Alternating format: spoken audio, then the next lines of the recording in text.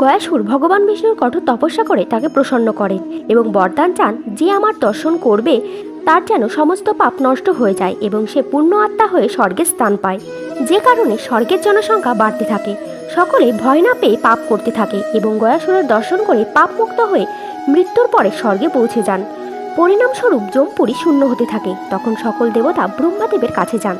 তখন ব্রহ্মাদেব বিষ্ণুদেবের আদেশে গয়াসুরের কাছে যান এবং গয়াসুরকে বলেন, হে পরম পূর্ণ গয়াসুর, আমার এক ব্রহ্মযজ্ঞ করতে হবে, আর তোমার সমান পূর্ণ ভূমি আমি কোথাও পাচ্ছি না। তখন গয়াসুর তার শরীরে ব্রহ্মাদেবকে যজ্ঞ করতে বলেন। তারপর ব্রহ্মাদেব যজ্ঞ প্রস্তুত করে যজ্ঞ শুরু করেন। তবে এত বিশাল যজ্ঞ হলেও গয়াসুর অস্থির হয়ে থাকতেন। কথিত আছে, তারপর যখন শ্রী বিষ্ণুদেব এসে গয়াসুরের বক্ষে চরণ রাখেন, তখন প্রভুর চরণের ভারে গয়াসুর স্থির হয়ে যায়। তখন শ্রী বিষ্ণুদেব গয়াসুরের এই ত্যাগকে দেখে তাকে বরদান দেয়, আজ থেকে এই জায়গায় গয়া নামে জানা যাবে। এখানে পিণ্ডিদান ও শ্রাদ্ধ করলে তার আত্মা পুণ্য ও মুক্তি পেয়ে যাবে। হরে কৃষ্ণ।